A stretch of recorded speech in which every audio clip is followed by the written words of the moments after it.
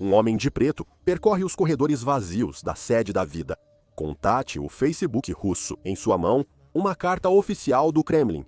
O Serviço Federal de Segurança, sucessor da KGB, exige acesso aos dados dos manifestantes contra Putin. O homem se chama Pavel Durov. Ele lê a carta e diz calmamente: "Prefiro perder minha empresa a trair meus usuários." Dias depois, tem ações confiscadas, contas congeladas e sai da Rússia com um pendrive, passaporte estrangeiro e 300 milhões de dólares. Ele garante que nenhum governo lhe dirá o que fazer.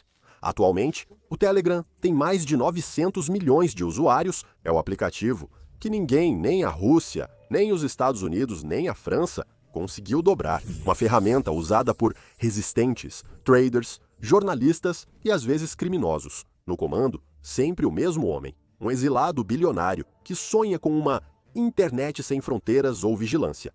Mas você deve estar se perguntando como ele saiu da Rússia com 300 milhões de euros. Vamos falar disso depois. Porque, por trás da lenda, uma pergunta incômoda persiste. O Telegram é realmente uma paixão pela liberdade ou simplesmente um império que se recusa a admitir que se tornou como os outros?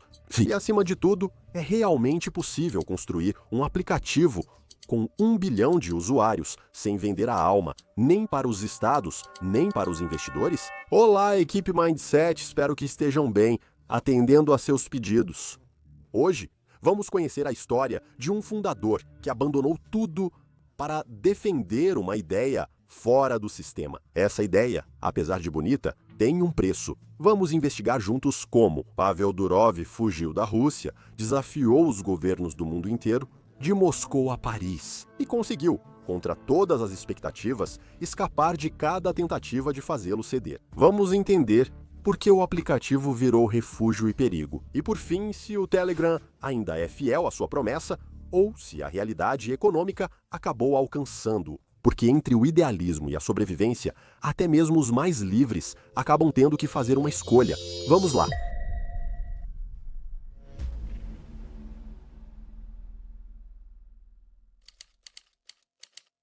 Nas ruas, milhares de russos protestam contra o retorno de Vladimir Putin ao poder. Nos cartazes, o slogan se repete: "A internet é nossa." No centro dessa rebelião digital, destaca-se o VKontakte, o Facebook russo criado por Pavel Durov. Então, com 26 anos, ele é chamado de Zuckerberg do Neva, referência ao Rio de São Petersburgo, sua cidade natal. Diferente de Zuckerberg, ele propõe que a tecnologia liberte as pessoas em vez de vigiá-las. Um destino de dezembro. Tudo muda. O Kremlin lhe envia um pedido oficial: entregar os dados pessoais dos manifestantes e fechar o grupo deles. Durov recusa. Dias depois, agentes do Serviço Federal de Segurança vão ao escritório dele.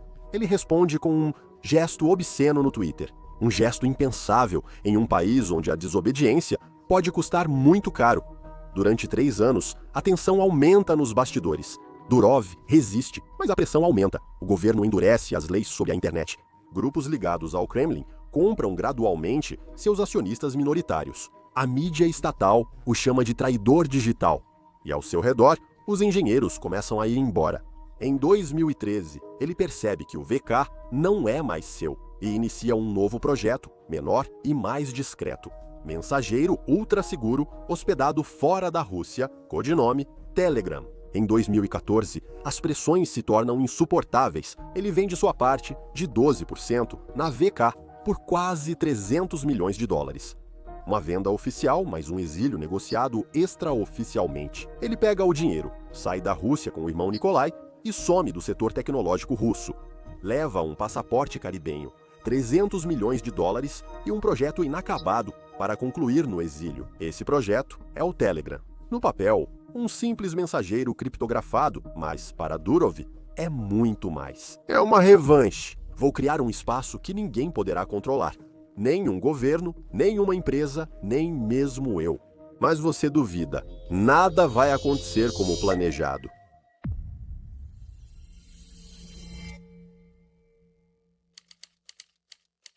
Em um apartamento alugado com nome falso, os irmãos Durov montam os primeiros servidores, sem logotipo, escritório ou endereço. Não por falta de dinheiro. Agora, como você sabe, ele está rico. mas porque sabe que o Kremlin já o vê como fugitivo. Ele sabe que, se chamar atenção, o exílio pode virar extradição, então opta por total discrição. Sem equipe oficial, sem sede declarada, apenas o código do silêncio e noites em claro. E ele é claro, o Telegram não é um negócio, e sim um contrassistema, um refúgio digital onde a comunicação independe de Estado, empresa ou censura. Durov quer um mensageiro indestrutível, diferente do WhatsApp, que começou com lógica parecida. Como expliquei em outro vídeo, o Telegram não possui centro de gravidade. Os servidores ficam em vários continentes e as entidades legais estão nas Ilhas Virgens, Dubai, Londres e Singapura. Arquitetura propositalmente vaga impede reivindicação de propriedade da rede. Um engenheiro da época conta: a ideia era que nem mesmo Pavel soubesse exatamente onde tudo está. Essa descentralização torna o Telegram uma zona cinzenta legal, sem jurisdição capaz de exigir dados ou ordenar seu fechamento. É uma fortaleza digital sem rei ou reino. Para Durov, a liberdade total tem seu preço. Ele recusa investidores, patrocinadores e publicidade, financiando o Telegram apenas com sua fortuna pessoal. Todo mês, milhões de dólares são gastos com servidores, banda larga e segurança. E enquanto os gigantes da tecnologia levantam bilhões, ele vai cavar um fosso entre a visão e a realidade econômica. Em 2016, o Telegram chegou a 100 milhões de usuários sem marketing ou publicidade. Crescimento orgânico, movido pelo boca a boca e pela desconfiança dos internautas nos gigantes americanos considerados invasivos. Mas esse sucesso também atrai uma nova ameaça. Quanto mais o Telegram se torna popular, mais os governos começam a se interessar por ele. O Irã, a Rússia, a Indonésia, todos tentam bloquear o aplicativo. Depois, explicaremos os motivos, que são vários. Mas sempre que ocorre, o bloqueio vira propaganda gratuita. Telegram atrai dissidentes, hackers, jornalistas, mas também traficantes, conspiracionistas, os extremos, um refúgio para a liberdade de expressão que por vezes vira uma zona obscura e incontrolável. E Durov sabe disso. Ele se recusa a moderar, se recusa a censurar, se recusa a colaborar com os estados. Para ele, a liberdade total é inegociável, mas com o crescimento do Telegram, esse princípio parece uma bomba relógio. Em 2018, o Telegram tem mais de 200 milhões de usuários e, em 2020, supera 500 milhões. O mundo está em confinamento, as comunicações explodem, o Telegram se torna a caixa preta da humanidade conectada, sem anúncios, sem perfilamento, sem acionistas, apenas uma promessa. Suas conversas não pertencem a ninguém, mas essa promessa tem um preço. Cada servidor tem um custo. Cada usuário pesa na largura de banda. E Durov, ele mesmo, ainda financia tudo, sozinho. Surge a pergunta: até quando é possível defender a liberdade antes que ela se torne insustentável?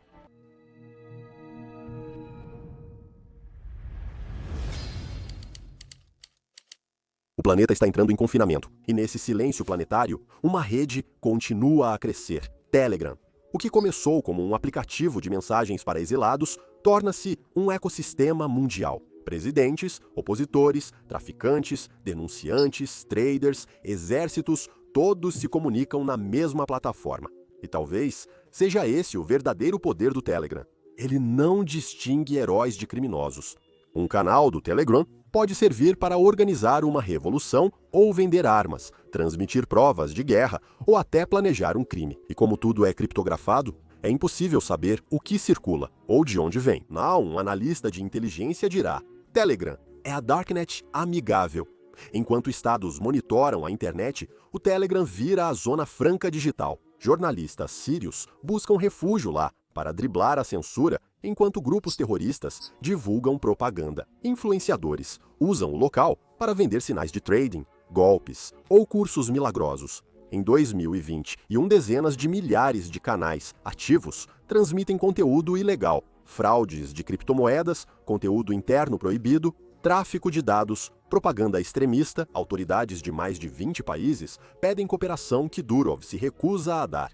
Eu não vou apagar nada a pedido de um Estado. Para alguns ele é símbolo, para outros, cúmplice. O Telegram segue em expansão, ultrapassando 500 milhões de usuários no início de 2021, mas uma primeira fissura no mito. O Telegram agora exibe mensagens patrocinadas em alguns canais públicos, sem banner ou algoritmo como o do Google, mas ainda há propaganda. Durov diz que é uma concessão mínima para preservar a independência. Ainda assim, o crescimento segue, com quase 1 bilhão de usuários, superando o Twitter e quase igualando o Instagram. E esse crescimento, por sua vez, atrai uma nova categoria de perfis. Os poderosos, políticos, presidentes, bilionários, todos entendem que podem falar no Telegram sem depender da mídia. Na Ucrânia, o presidente Zelensky transmite suas mensagens diretamente em seu canal oficial, até mesmo na Rússia. Curiosamente, canais pró-Kremlin também usam o Telegram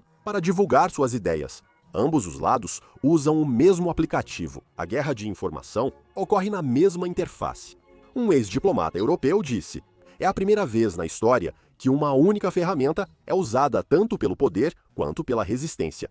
E é esse paradoxo que torna o Telegram único. Não é mais apenas um aplicativo, é um território, uma terra de ninguém digital, onde as regras mudam, de acordo com quem as escreve. Mas quanto mais o Telegram cresce, mais Durov se torna vulnerável. Porque ao se colocar fora do sistema, ele acaba atraindo a atenção de todos os sistemas. E desta vez, a resposta não virá de um servidor ou de uma lei.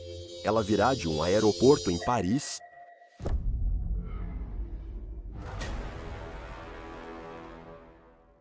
Moscou, Teherã, Brasília e Paris. 4 capitais, regimes e razões distintas, mas a mesma obsessão: fazer o Telegram ceder.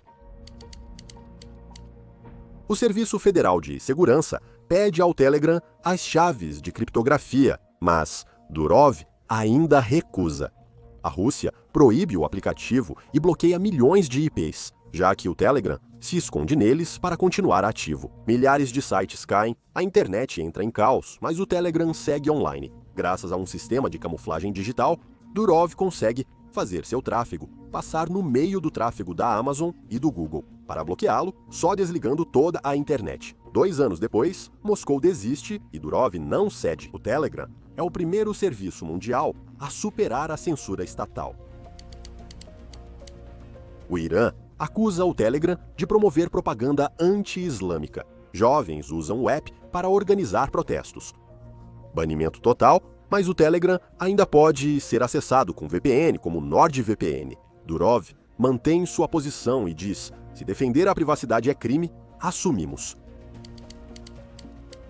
O governo Lula tenta bloquear o Telegram por desinformação eleitoral, mas vocês já começam a conhecê-lo, nosso querido Durov. Ele se recusa a excluir os canais acusados de manipular a votação. O ministro da Justiça ameaça proibir o aplicativo. Durov responde laconicamente: não temos escritório nem servidor no Brasil. Façam o que quiserem, o Telegram permanece. Depois vem a França.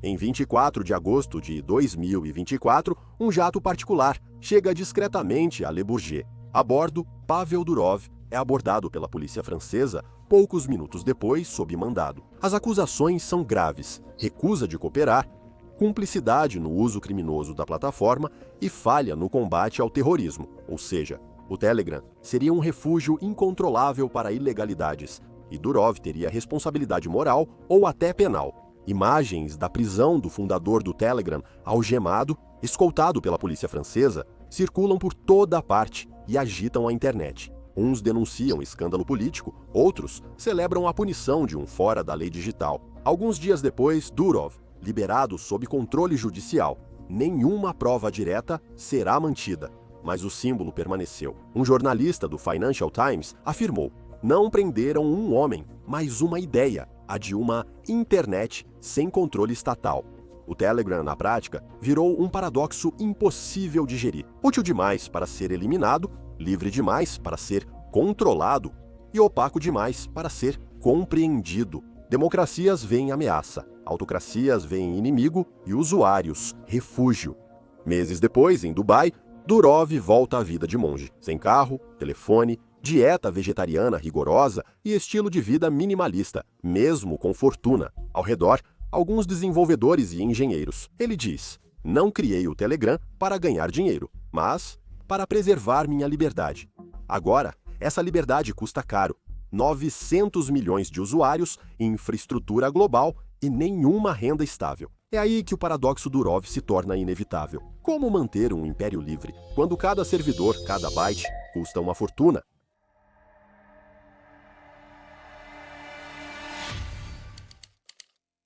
Telegram se tornou um império sem nação, mas não sem contas a pagar.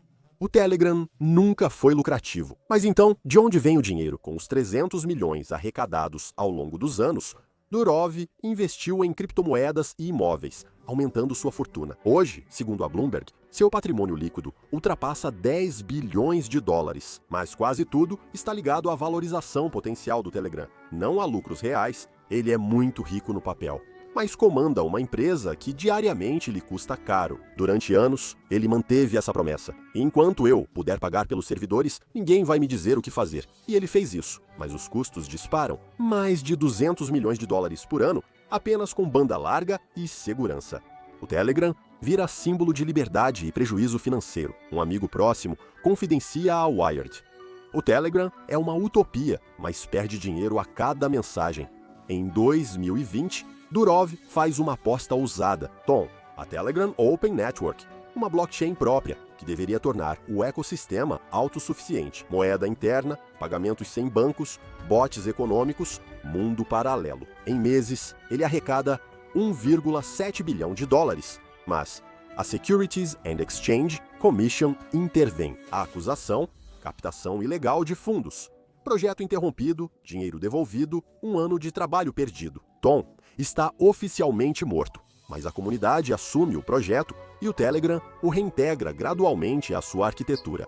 Pagamentos, criptomoedas, bots e microeconomias integradas renovam a promessa de uma internet sem intermediários, mas a fronteira ainda é incerta. Liberdade financeira ou uma nova zona cinzenta regulatória? Durov não resiste. Em 2022, surge o Telegram Premium. Após anos rejeitando monetização, Durov cede em parte, 4,99 dólares mensais. Só 1% dos usuários assina o serviço. Em 2024, o Telegram arrecada pouco mais de 300 milhões de dólares. No entanto, isso ainda não é suficiente. Mas à medida que o Telegram tenta sobreviver, ele vai se afastando aos poucos do ideal original, o de uma liberdade gratuita e infinita. E se no final das contas, a verdadeira pergunta não fosse quem controla o Telegram, mas por quê? Precisamos de um lugar sem controle do Estado? Se tem uma lição de negócios para tirar dessa história, amigos, é que a verdadeira liberdade é poder dizer não. Durov sempre disse não à Rússia, à Securities and Exchange Commission, aos investidores. Mas para seguir dizendo não, ele terá que achar um jeito de sobreviver amanhã. A liberdade não é um estado, é uma disciplina. E ela exige recursos, e esses recursos podem evaporar de um dia para o outro. Parecido com o Zoom, rei das videoconferências, que nos salvou no confinamento, que perdeu 120 bilhões de dólares devido a um erro que eles poderiam ter evitado, como vemos no vídeo que está aparecendo.